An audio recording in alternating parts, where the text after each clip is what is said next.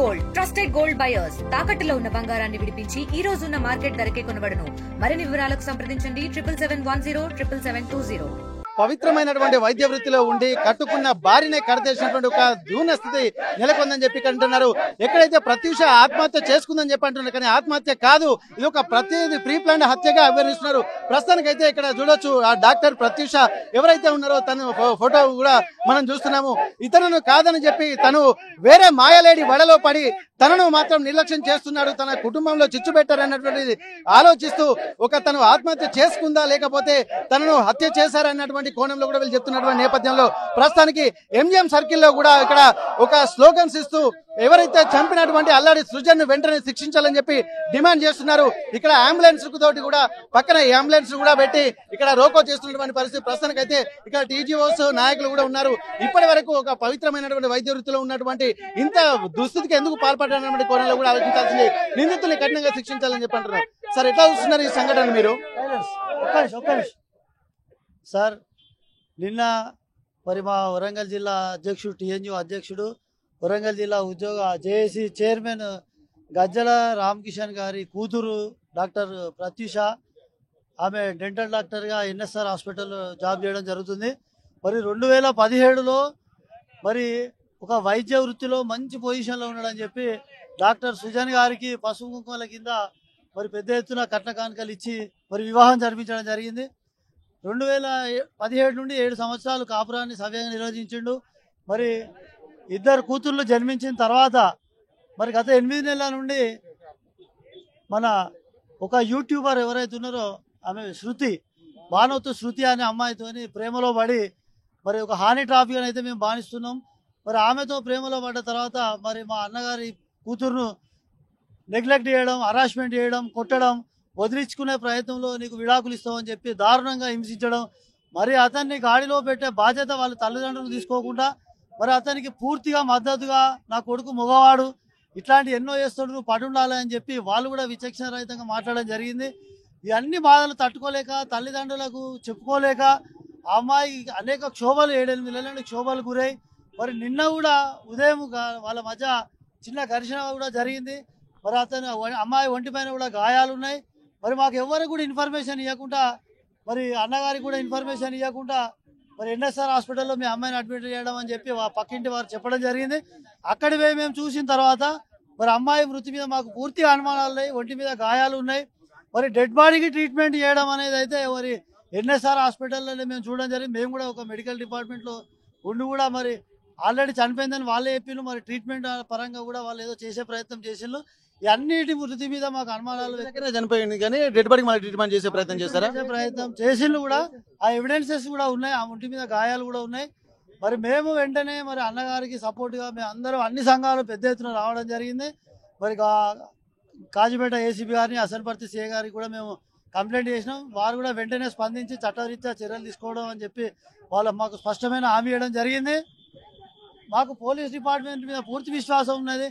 కానీ ఇన్ ఫ్యూచర్లో మరి ఒక మహిళకి ఇంత అన్యాయం జరిగితే తప్పకుండా మీడియా ద్వారా గౌరవ ముఖ్యమంత్రి గారిని, డిస్ట్రిక్ట్ కలెక్టర్ గారిని, మరి సిపి గారిని, యావత్ యంత్రాంగాన్ని కూడా మేము మీడియా పరంగా యావత్ ఉద్యోగుల పక్షాన మేము కోరుతున్నాం. మరి ఇట్లాంటి ఘటనలు పునరావృతం కాకుండా దోషులను ఎవరైతే ఉన్నారో డాక్టర్ సుజన్ను, వాళ్ళ మదర్ అండ్ ఫాదర్ని, అదేవిధంగా ఆ యూట్యూబ్ యాంకర్ ఎవరైతే ఉన్నారో బానోతు శృతి ఎలియాస్ బుట్టబొమ్మ అని ఆమె ఇన్స్టాగ్రామ్ ఐడి ఉంది. మరి ఆ డీటెయిల్స్ అన్నీ మేము వాట్సాప్ డీటెయిల్స్, ఆమె మెసేజ్లు కూడా మరి పోలీస్ డిపార్ట్మెంట్ వారికి మేము సమర్పించడం జరిగింది. దోషులను వెంటనే కఠినంగా శిక్షించే వరకు యావత్ ఉద్యోగ సంఘాలు అన్నీ కూడా అన్నగారికి బాసట నిలుస్తాయి. మా ఉద్యమ కార్యాచరణ కూడా ముందు దాని ప్రకారం మేము తీసుకుంటామని చెప్పి కూడా తెలియజేస్తున్నాం. కొంతమంది అసలు ఎట్లా మీరు గమనిస్తున్నారు దీన్ని బట్టి ఆ అమ్మాయి కొన్ని హింట్ కూడా ఇచ్చిందని చెప్పి అంటారు. ఒక స్ట్రాటజికల్ గానే దీన్ని ట్రాప్ లో పడేసిందని చెప్పి అనుకోవచ్చా? దీనికి మీకున్న సమాచారం ఏంటి? మాకున్న సమాచారం మేరకు నాకు ఒక 2 సంవత్సరాల క్రితం నుంచి డాక్టర్ సుజన్ గారు పరిచయం. వరంగల్ జిల్లా జేఏసీ చైర్మన్ మన గజ్జల రామకిషన్ గారి అల్లుడుగా పరిచయం. ఆయన చూడడానికి చాలా నెమ్మదస్తుడు, మాట్లాడేటప్పుడు కూడా చాలా నిదానంగా మాట్లాడాడు. చాలా కేసులు అటెండ్ చేశాడు అందరి రిఫరెన్స్లతో. వృత్తిపరంగా ఆయనను చాలా మంది అప్రిషియేట్ చేశారు కూడా. కానీ 8 నెలల క్రితం ఎవరైతే పరిచయమైనలో ఆ పరిచయమైన వ్యక్తి ఇంటర్వ్యూ ద్వారా పరిచయం అయింది. మెడికవర్ హాస్పిటల్లో జనరల్గా అందరినీ కొత్త హాస్పిటల్ని మనం పబ్లిసిటీ చేసుకునేటప్పుడు ఎవరెవరైతే ఎక్స్పర్ట్ డాక్టర్స్ ఉంటారో వాళ్ళను ఇంటర్వ్యూ చేసే పరిస్థితుల్లో పరిచయమైన ఆ పరిచయం అది అట్లానే ఫోన్ కాల్స్ ద్వారా మెసేజెస్ ద్వారా అది కొనసాగింది అనేది మాకు వారి మదర్ కారు కూడా తీసుకెళ్ళేదని చెప్పంటారు. అదే వారి మదర్ ద్వారా తెలిసింది. ఈ విషయం ఏంటంటే వీళ్ళకి 2 కార్స్ ఉన్నాయి. ఒక కారును పర్టికులర్ కంప్లీట్గా ఆమెకే హ్యాండ్ ఓవర్ చేసినట్టు, ఈయన కార్ని ఆమె బయటికి ఫ్రెండ్స్తో పాటుగా టూర్స్కి బయటికి లాంగ్ డ్రైవ్స్కి వెళ్ళడము, ఆమెకు సంబంధించిన బిలాంగింగ్స్ కానీ అవన్నీ కారులో వదిలేసి ఇంట్లో వాళ్ళు నోటీస్ చేసేటట్టు కావాలని గుర్తించి విడిపోయేటట్టే అది ఒక 6 months నుంచి ప్లాన్ చేసినట్టుగా వాళ్ళు చెప్తున్నారు. రెండోది, ఈ విషయం తెలిసిన తర్వాత వాళ్ళ ఫాదర్, ఆయన ఎవరైతే ఉన్నారో గజ్జల రామకిషన్ గారు, హార్ట్ పేషెంట్. ఆ అమ్మాయికి తెలిసినా కూడా ఫాదర్కి తెలిస్తే హార్ట్ ఇబ్బంది పడతాడు కాబట్టి తండ్రికి ప్రాబ్లం ఉండొద్దు అనేది ఆమె షేర్ చేసుకోలేకపోయింది స్టార్టింగ్ ఒక 3-4 months. అది ఎప్పుడైతే ఇష్యూ సీరియస్ అయిన తర్వాత ఫస్ట్ వాళ్ళ పేరెంట్స్కి చెప్పుకుందంట. వాళ్ళ రెస్పాన్స్ ప్రాపర్గా లేకపోవడం వల్ల గొడవలు బాగా అయిపోయి కొట్టడం మొదలైంది అనేది తెలిసింది. దెబ్బలు తాకిన తర్వాత వీళ్ళ నోటీస్లోకి వచ్చింది. అప్పుడు వీళ్ళు ఎదురు తిరగడం పెట్టారు. ఇప్పుడు సొసైటీలో మంచి పేరున్న వ్యక్తులు ఎంప్లాయీస్ యూనియన్ లీడర్స్గా ఉన్నారు. వాళ్ళ ఇంట్లో ఇట్లా అయింది అని అంటే బయట రాంగ్ మెసేజ్ పోతుంది అనే కోణంలో వాళ్ళు కొంచెం ఓపిక పట్టి విషయం తెలియకుండా చూసుకున్నారు. కానీ ఎవరైతే తెగించిందో వాళ్ళు బాగున్నారు. ఇప్పుడు ఆమె ప్రొఫెషన్ ఒక డాక్టర్ లేడీ, వాళ్ళ మదరు గవర్నమెంట్ ఎంప్లాయీ, వాళ్ళ ఫాదర్ గవర్నమెంట్ ఎంప్లాయీ. వాళ్ళు ఎంప్లాయీగా ఉద్యోగం చేస్తూ ఉద్యోగ ధర్మంతో పాటు ఉద్యోగ సంఘాల దాంట్లో లీడర్స్గా ఉంటున్న వాళ్ళు సంయమనంతో సభ్యతతోని సంస్కారవంతంగా వాళ్ళు బిహేవ్ చేస్తే ఎవరైతే తెగించులో వాళ్ళు ఎంజాయ్ చేస్తున్నారు.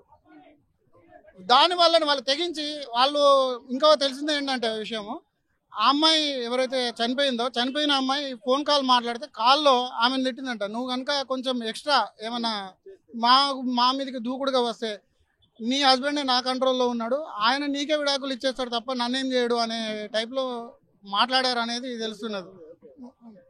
అట్లాంటి అంటే తెగించిన వాళ్ళకి ఫస్ట్ వాళ్ళకు శిక్ష పడేటట్టు ఉండాలి. ఇప్పుడు ఈయన ట్రాప్ అయ్యండి, ఇది కూడా ఒక రకమైన హనీ ట్రాప్. ఆయన మ్యారేజ్ అయిందా, 2 మ్యారేజ్లు అయినా 3 సెటిల్ అయిందా లేదా అని చేస్తున్నారు. మొన్న రీసెంట్గా ఒకటి చూస్తున్నాం, పెళ్ళై 2 నెలలు అయితే నీళ్ళలో దోసేసిందట సెల్ఫీ ఫోటో. కానీ ఇట్లా తయారవుతున్నారు సొసైటీ. ఫాలో అయ్యే వాళ్ళు రూల్స్ ఫాలో అవుతున్నారు, వాళ్ళే సఫర్ అవుతున్నారు. ఎవరైతే ఇవన్నీ మనకు నీతి నిజాయితీ ఇవన్నీ ధర్మం న్యాయం ఎథిక్స్ ఫాలో కాని వాళ్ళు తెగించిన వాళ్ళు ఫస్ట్ అమ్మాయి మీద యాక్షన్ తీసుకున్న తర్వాత సెకండ్ ఈయన మీద తీసుకోవాలని నా ఉద్దేశం. మీరేం చెప్తారు సార్?